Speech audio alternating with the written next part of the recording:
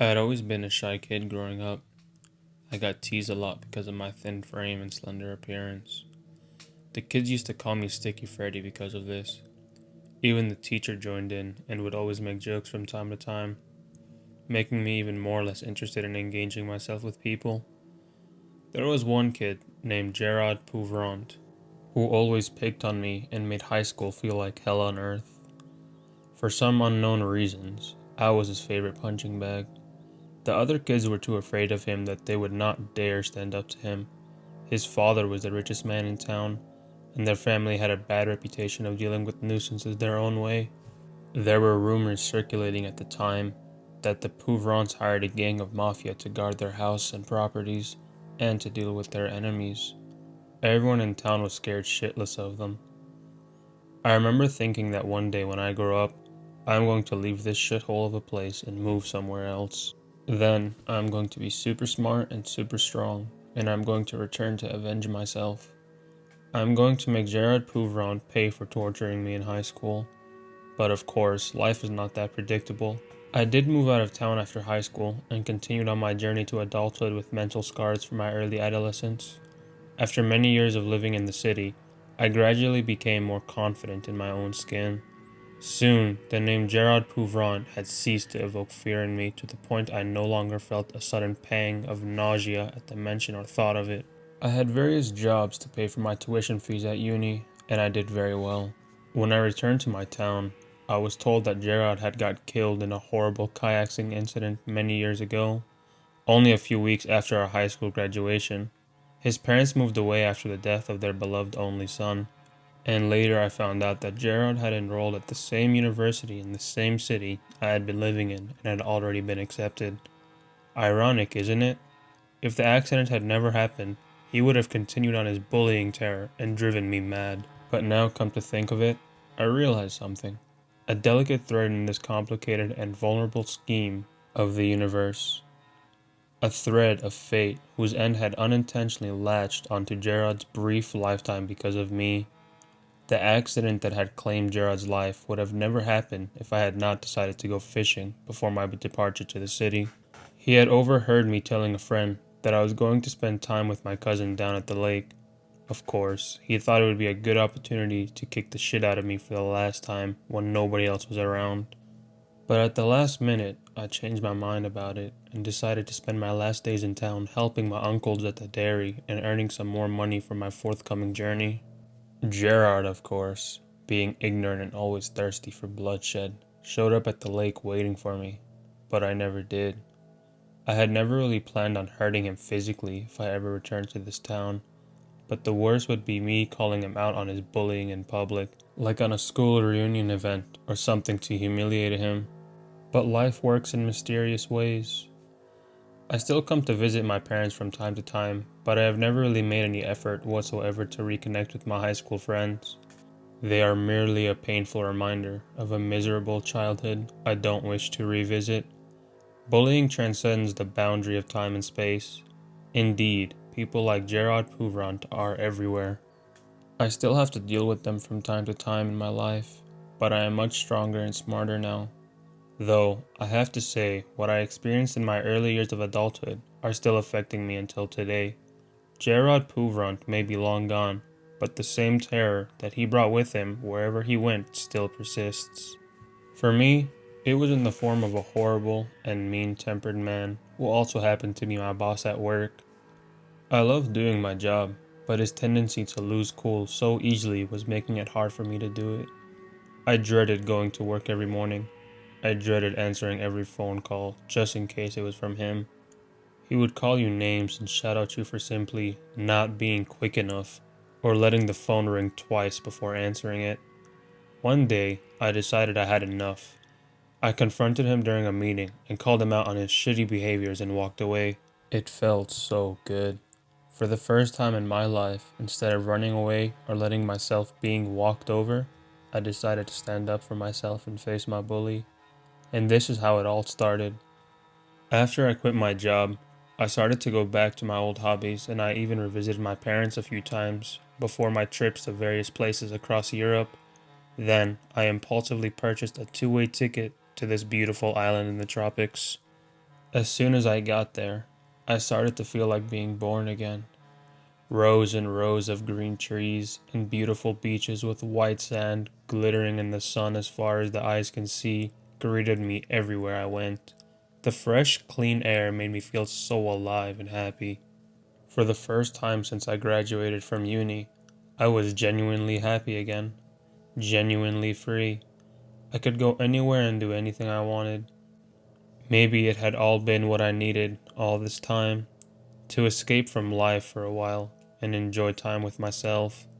The following day after my arrival, I was already soaking up the sun by the pool at this inn where I was staying with a bottle of cold beer in my hand. I befriended two German tourists named Johannes and Nadine on my first day at the inn. I initially thought they were a couple, but Nadine told me that they were only second cousins, though the way they kept touching each other was making me suspicious of it. On my third day, as we lazied around the pool soaking up the sun, Johannes informed me of this strange place deep in the forest the locals considered a sacred place. There's a secret pool behind the hills.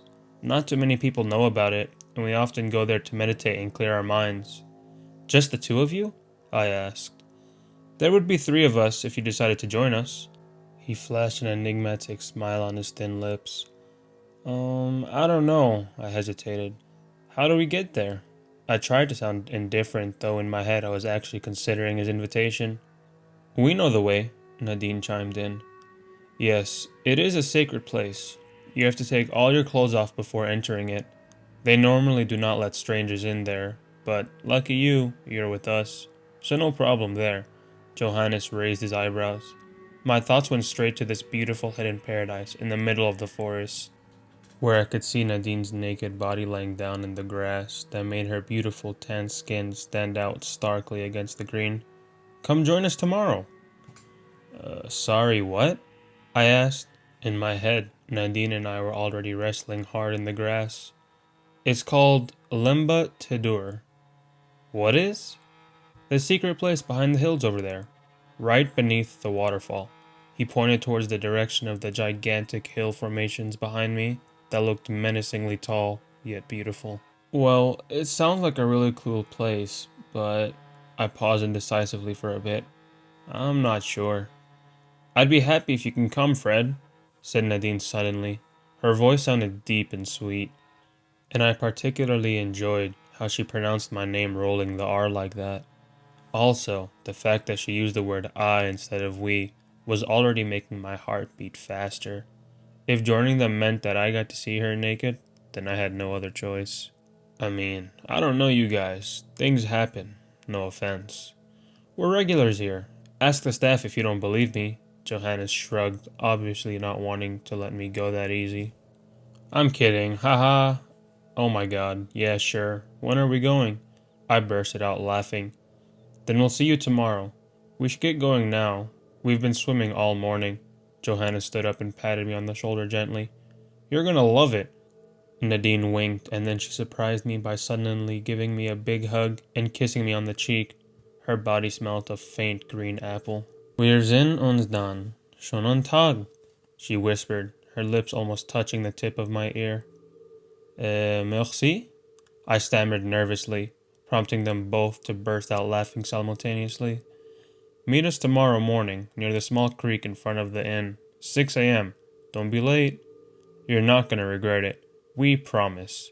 Johannes tapped me gently on the back again, and then they both started running back towards the pool and jumped together with a loud splash for the last time. The next morning, as I walked out from the lobby, I saw them both already waiting for me on the other side of the small road. They waved enthusiastically as soon as they saw me. I looked up and saw a thick blanket of fog descending from the hilltops above us. The hills looked creepy with weird forms of protrusion poking out randomly to every direction. I stroked my arms hard repeatedly to drive off the cold. Johannes was wearing a thin safari t-shirt that he had left unbuttoned to show off his muscular chest and abdomen. His surfing pants matched the orange sports shoes, making him look like a professional hiker. As soon as I got closer, I could see that Nadine was wearing nothing under her tight maroon t-shirt. Her perky nipples were poking out through the fabric. Bonjour, I agreed cheerfully. walking closer to join them. Both started giggling. Oui, monsieur. Johannes played along, still sneering. What's that you got in your backpack there? It looks heavy. Oh, nothing, just some stuff. Just in case we got lost and can't find our way back. Great, how was your sleep? Nadine took my hand and gently stroked it up and down, sending a chill down my spine in excitement. It was okay, like a baby. I guess good sleep is good for your mood, isn't it? Or maybe it's this place giving off positive vibes all around. I am usually a very grumpy person in the morning, I said. Not with me, dear, said Nadine. You ready? Asked Johannes, eyeing me and Nadine intently before grinning wide. His blue eyes lit up as he looked around us. Let's go, I shouted, raising my hands up in the air, making them laugh again with my enthusiasm, which I myself had no idea where it came from. What's it called again? Levy what? The secret place? We started walking towards the creek in front of us with Johannes leading the way. L'Embatidor, Johannes shouted his answer. It literally means sleeping valley in the local language. My eyes were constantly fixed on Nadine, who was walking only a few feet in front of me. We had been walking for almost 2 hours among rows of tall trees, weaving in and out through heavy vegetations while trying to make our way around the gigantic rocky formations, which now looked breathtakingly picturesque under the glimmering sunlight. Then I found out why it was called the Sleeping Valley. As soon as the path took a sharp turn northward and met the foot of the hill, I saw dozens of rectangular-shaped things poking out from holes on the upper side of the rocky hill. Are those? My voice trailed off as I realized what I was looking at. Yes, coffins, hundreds of them, said Johannes, matter-of-factly, as if there weren't bodies perching up high on the hills above us. Some were even simply left to rest horizontally on uneven rock protrusions on the face of the hill, almost dangling dangerously over the cliff. This side of the hill is sacred to the locals. They have performed this hanging tombs thing for centuries. Hanging tombs? I asked incredulously. Yes, according to their belief, burying someone in high places like tops of mountains or tall trees can help the transition of the spirit of the deceased to the other side. Technically speaking, it is to prevent thieves from stealing precious belongings buried with their owner. You know, like the ancient Egyptians. It is also a sign of respect to the dead, you see? Johannes pointed up towards the weathered-looking coffins on the highest rows. The higher it is, the more respectable the person was when they were still alive. Pretty awesome, huh? How do you bury someone in a tree? I asked again, still amazed and horrified at the same time. Well, not technically a person. Stillborns mostly, but babies as well. Babies who are no older than a few weeks, who haven't grown teeth. They dig a hole in the trunk of a huge living tree, put the body inside and cover it with palm fibers. It's quite beautiful actually, but also poignant. They also believe that by burying their babies in the trees, those poor kids would continue to grow with it since they never had the chance to grow old in real life. What if the tree falls? What if the coffin falls? I asked, making sure to keep my distance from the hillside. Yes, it happened, of course, but they always come back here once or twice a year to make sure it doesn't happen, you know? They change the coffins, put the bodies in new ones. My head was filled with horrible ideas that involved hundreds of coffins falling off the cliff at the same time, shaking the ground on impact with a loud, cracking sound.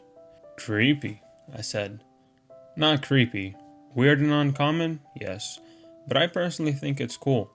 They used to only wrap the bodies in a makeshift covering made of dried palm fibers woven together before putting them up there. Imagine what happened days after the decomposition process has already started. It's a drippin' nightmare. Johannes started to laugh, seemingly amused at the sight of my pale face. Stop it, John. Nadine rolled her eyes at him. I shook my head trying to get rid of those nightmarish thoughts in my head. If a zombie apocalypse was real, zombies falling from the sky would be the last thing you would ever want to encounter. But then, the European missionaries arrived and they started to use wooden coffins. Johannes continued, but I was not listening to him at all.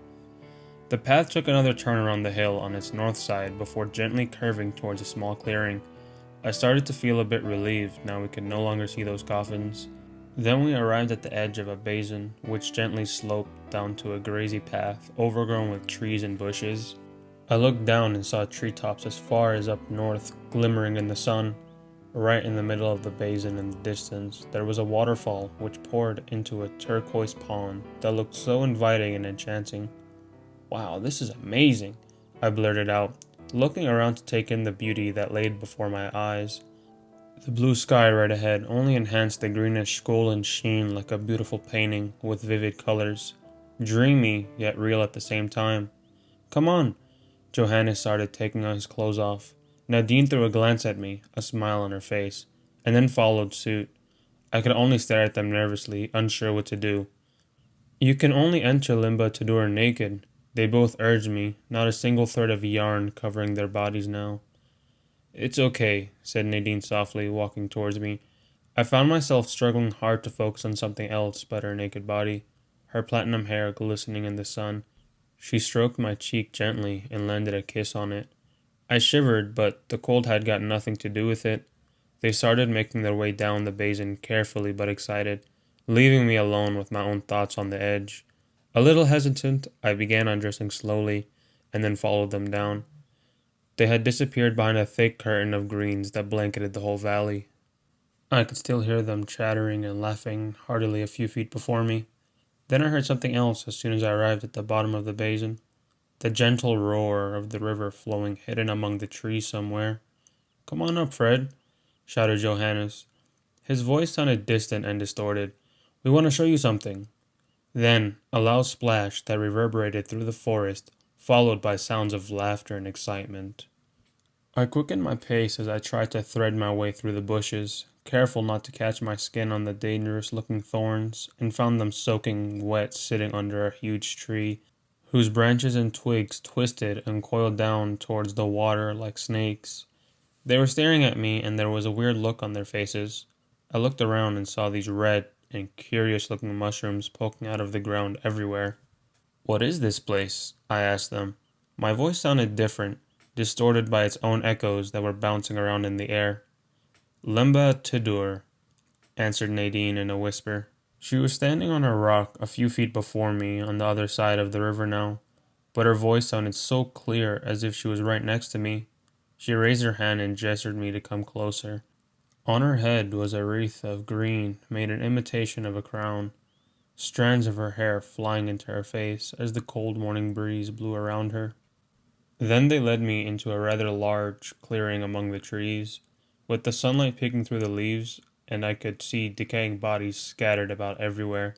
Some of them had already begun to reduce to piles of dried bones, half buried in the ground. The others still looked fresh in the middle of decomposition, bloated and disfigured. Those weird-looking mushrooms grew in clusters around these bodies, like swarms of maggot. Strangely enough, I did not find myself disgusted by the sight of this symbiotic relationship. They all looked peaceful. "What is this place?" I asked again when they came closer to hold my trembling hands.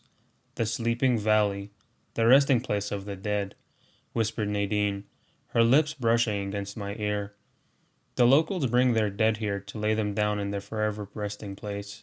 Those plants accelerate the decomposition process by absorbing fluids from the body and leave only the bones.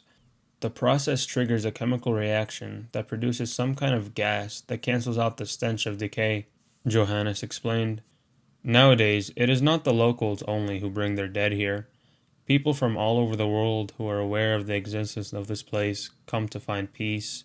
Those who are terminally sick and dying of a disease come here to lie down, and these plants help them to ease their way to the other side." I started walking around the clearing. I felt a mixture of emotions rising up in my chest. This place looked peaceful yet dangerous, like a poisonous frog, only beautiful when viewed from a distance, but deadly upon touch. A wide, calm ocean that is hiding a lurking danger beneath its dark surface. Nature has given us so much. It is time we return the favor. I looked over my shoulder and saw Johannes and Nadine walking towards me, their naked bodies glistening in the sun, a look of 1,000 indescribable desires painted on their face. Then they led me to one of the bodies, and we stood around it for a while. Johannes nodded and Nadine nodded back. Then he bent down and picked up one of those mushrooms that grew out of the body's ribcage. Upon closer look, I could see that the plant was emitting this reddish mist of sweet scent that made my head feel light and relaxed. He gave it to Nadine, who was looking expectant. She pulled its round, flat head off the stem and brought it closer to her. Before I realized what was happening, she started eating it with her eyes closed. We watched her for a while in silence, streaks of red dripping down her nakedness from chin to her breasts. Then she opened her eyes, and I could see her dilated pupils opened up even wider to conceal the bright blue. She proceeded to give the mushroom to Johannes, who immediately started to take a huge bite before handing it to me without a word. But I knew what to do. I brought it to my mouth. Now I could see it clearly. There were delicate vein-like structures covering its smooth, shiny skin, like human blood vessels. They were both watching me closer, waiting. Then, without a doubt, I put the rest of the mushroom in my mouth and chewed it. I started to feel this wave of ecstasy and coolness that was pulsing throughout my body. I looked around and things were already changing. Colors started to merge, and they looked more radiant than before. I could hear the whisper of the wind from up above the top of the hills, far away descending down the valley to the basin. I looked ahead and saw myself engaging in intercourse with both Johannes and Nadine. We were one, our bodies knit together like a flower to its stalk, like delicate fabrics braided together to form the first form of life ages ago. I touched the deepest corners of their heart, their mind, and their humanity, and they to me. I latched hard onto their existence and theirs to mine. Our tongue was dancing down our throat, our fingers were prancing between our legs. The lines that divided planes of existence were becoming blurred. We were one. I no longer saw me, I saw us. Our nakedness was sprawled before my eyes on the grass, a smile on our face. We kissed. I kissed. We felt our desires entangled together, and then I felt them moving away from me. I saw them running happily towards the river, leaving me alone. For a moment, I was brought back to reality. I opened my eyes and I saw Johannes and Nadine lying on the ground before me with their eyes open. Strands of colors were still billowing at the edges of shapes around me. I looked down and saw the reds merging with the greens around them. I could not find where things started and where they ended. I bent down and picked two mushrooms off the skeleton and put them in my mouth with a gulp. And then things started to change again. My senses became one. I tasted the sweet flow of the river. I heard the gentle touch of the grass beneath my feet. I saw the curtain of the wind billowing among the trees. The universe was wide open before me. The veil that draws the lines between life and death was drawn. I could see and touch the edge of the sky. Stars were dancing in my hands. Time was flowing like a river around me. And then I heard someone calling my name in the distance. Then again, and again. I looked around, but I did not see anyone. Johannes? Nadine? I called out. Then I found myself back at my apartment, but I was also up here, and there, in Limba Tadur, and then at the pool, where I first saw Nadine and became increasingly infatuated with her. Time and space were nothing to me. I moved back and forth at ease. Then before I realized what was happening, I felt a very strong force pulling me back to the ground. I opened my eyes and found myself lying in the grass, a beautiful face hovering above me. She was sitting right next to me, placing her hands on my chest and on my head that was still spinning. "You okay?" she asked softly. She was naked as well, I realized. There was a thin silver mesh necklace around her long neck, with a little flower-shaped turquoise stone dangling from it. I'm okay. Just a bit lightheaded," I answered honestly. "You fainted there for a moment. You shouldn't have eaten it like that. Just a small bite should do. You're lucky you're still alive," she warned me. "You could have died." I squeezed my thigh and tried to get up in a sitting position. My whole body was trembling like crazy, and then a very beautiful smile curved on her lips. "What time is it?" I asked, stroking my head as if trying to shake off the effect of the mushrooms. 6 a.m. "That's impossible." "What?"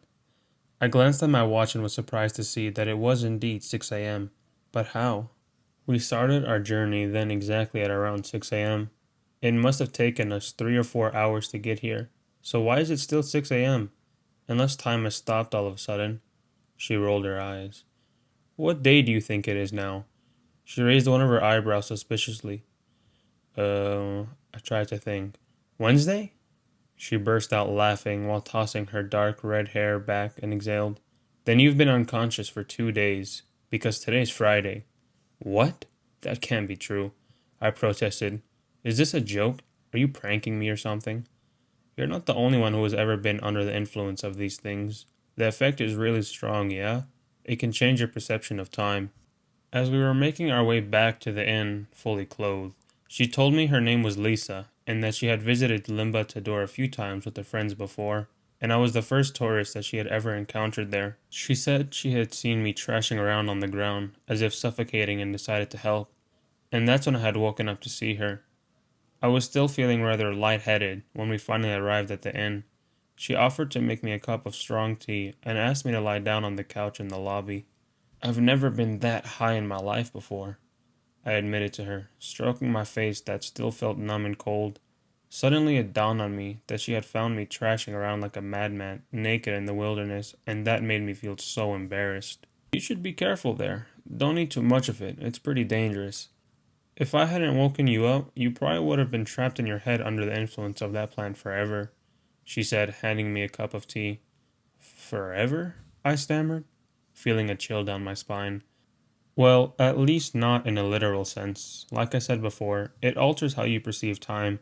In your mind, time will stretch and expand wider and wider. Years, and even ages will pass, when in reality, only a few days have passed.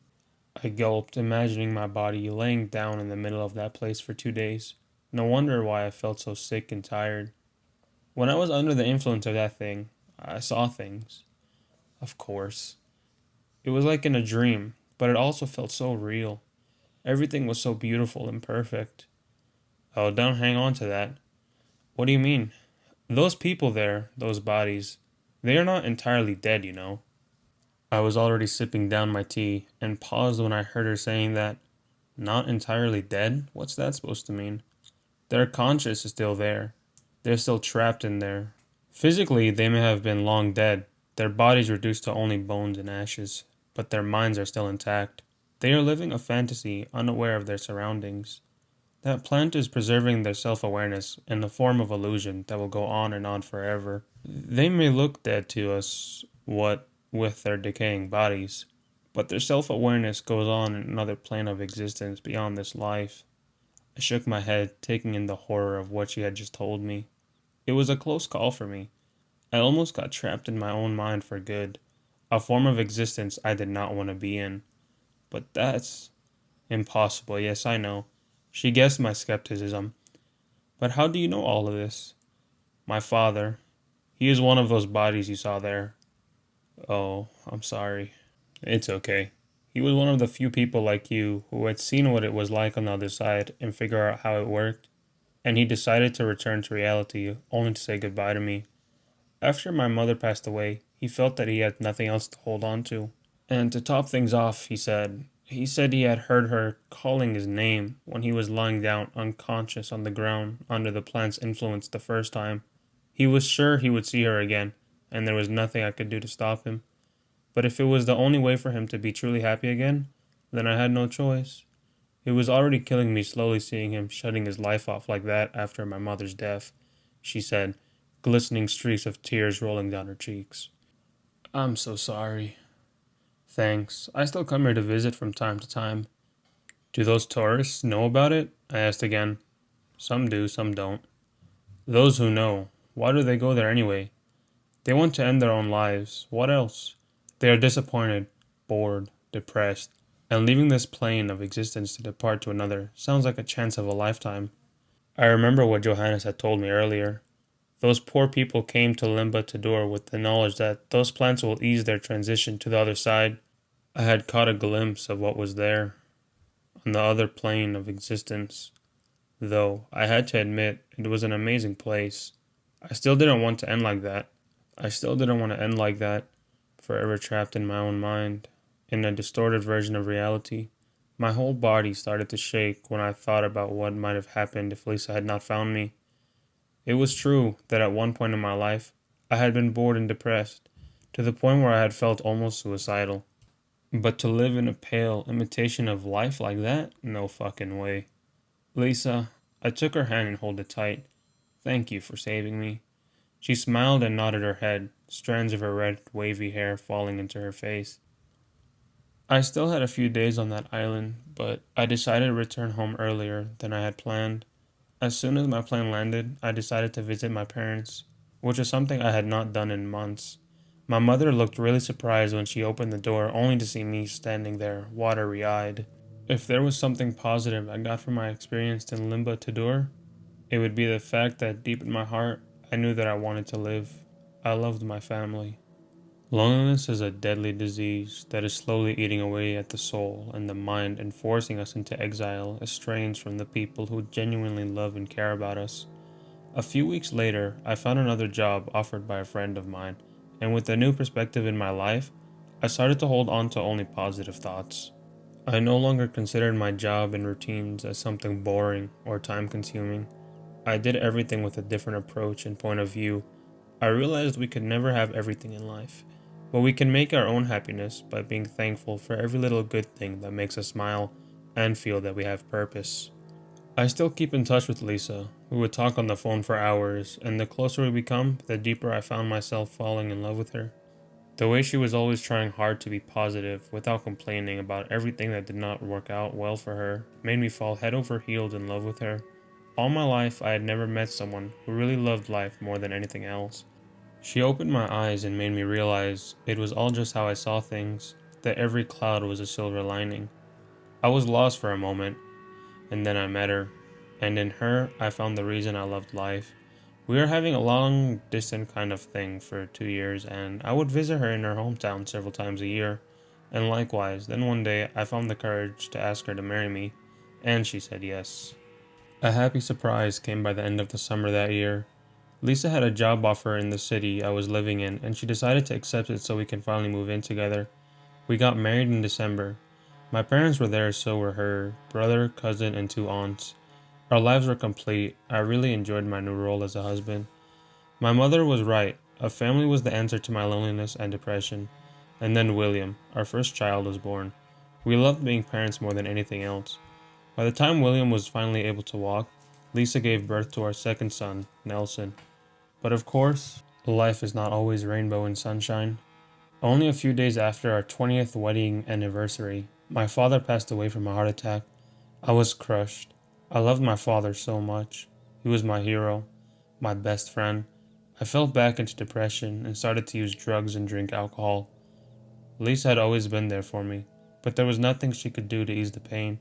Every night I would come home drunk, crying, shouting, feeling angry and bitter. Lisa tried her best to help me, but I was too deep in my grief that I began ignoring her. Our marriage fell apart. She filed for divorce a week after the second anniversary of my father's death. I did not say anything. I just nodded my head and walked away. I was lost again, and this time she could not save me. I had given up. Now I had nothing to be happy for, and in the middle of my own destruction, this voice, that had been pretending to be lost for years, nagging me in my dreams, starting to emerge. It wanted me to be happy again, yet in my situation there was only one way to do that. I had to go back to Limba Tidur.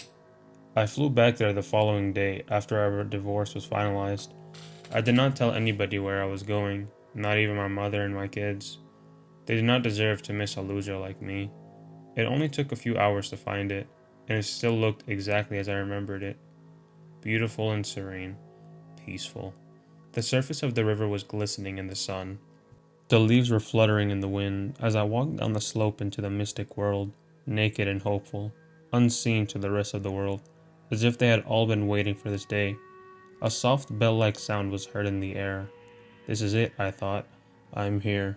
It was calling me. I walked to one of the bodies on the riverbank. It was a woman. It looked like only a few hours had passed since it was laid down to rest. Her naked pale skin had already started to turn bluish. Her upper torso was partially submerged in the water. Her long, dark hair glided with the redness of the afternoon sky. She was beautiful, like a sleeping water nymph. I walked to another corpse, half hidden in the bushes. It was a skeleton of another woman, lying peacefully, both arms clasped together, like praying, with those mushrooms poking out of her ribcage and barely their stomach. As soon as I got closer, I realized that I recognized the long, straight platinum hair, even though it had bits of dirt and grass clung to it.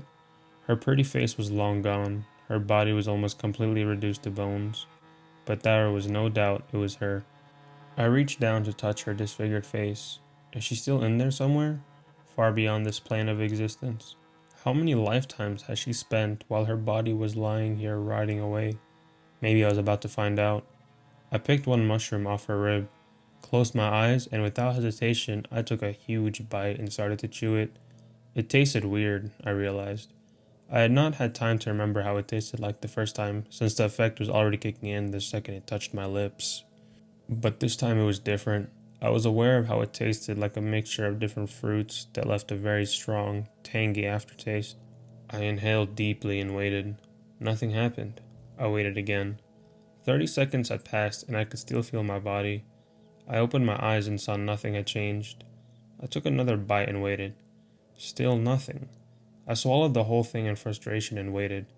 Nothing. I sighed and picked some of the biggest mushrooms poking out of the body and started to eat all of them greedily. And then I felt a sharp, throbbing pain pierce through my chest as my breath seized up and I lost control of my body. The pain was too much. I fell backwards and landed hard on my back, trying to catch my breath. The last thing I saw as I writhed in agony on the ground was the dark canopy above me. I thought of Lisa and my kids and my mother, how much I loved them.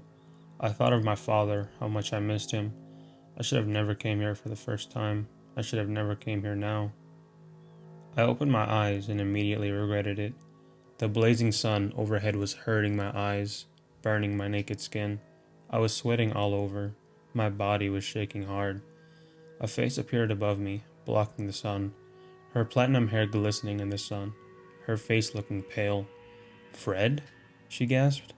Oh God, you scared me for a moment. I thought you were dead. You weren't breathing at all. Where am I? I tried to get up, but a splitting pain at the base of my skull made me recoil, and before I could lay down, a wave of nausea washed over me. I turned onto my side and threw up. Get it all out of your system. Good. Nadine patted my back gently. Jesus, Fred, how many did you have? That's stupid. You could have died. I don't... I threw up again. Come on, let's get somewhere cooler. Can you walk? I forced my body to stand up and followed her under a huge tree whose branches were touching the water next to me. Where's Johannes? I asked her as I bent down to wash my face and body. My pale and sick-looking reflection stared back at me. He's going back to the inn and find some help. What the fuck were you thinking? A single bite is enough to get you high. And you had how many? 20? She reproached, frowning at me. The deafening silence that had hung in the air earlier was gone. I could hear the roaring waterfall in the silence. I saw something. What? What time is it? I looked up at the canopy above us as a cool breeze started to blow in our direction. The sun was peeking through the trees, casting fluttering shadows around us. I think it's already midday, she answered. Those mushrooms had messed with my head and affected my perception of time. In reality, only a few hours had passed since we had come, but it's under influence. I had spent a huge portion of a lifetime in which I experienced the ups and downs of life, in which I fell in love and grieved over my personal losses in life. It had poisoned my mind and soul and tricked me into living a life that had never been there. Lisa, my kids, they had never been real, just fragments of my hallucination. Now that I was back in the real world, it all just seemed like a dream, or a distant memory almost forgotten. For a few seconds after I had come to, I had felt a sense of longing for them. I had been frantically reaching out to hold on to my memories of them. You said you saw something. What was it? I told her what I had seen and experienced, and she looked at me with a rather disheartened and shocked look on her face. Oh, Fred, I'm so sorry to hear that. I know it's not real, but still, to live a long life only to have it erased just like that in a blink of an eye is horrible, even though it only happened in your head. She sympathized. I would have been depressed. Yeah, because, I kind of miss them. She nodded and put her hands on her cheeks, looking miserable. Now I can't even remember how they looked like. It's fading away. Funny, I know. Missing people I've never even met. She got on her knees and put her arms around me. We hugged for what felt like minutes. Our naked skins touched. I could feel our heartbeat. Let's get out of here before sunset, or we'll have trouble finding our way back. She stood up, wiping her eyes. Yeah, you're right. We got on our feet and started walking along the riverbank when something shiny on the ground caught my attention. I paused and walked closer, and then I saw it, a skeleton half buried in the sand. Around its bony neck was a silver mesh bracelet with a flower-shaped blue stone latched to it.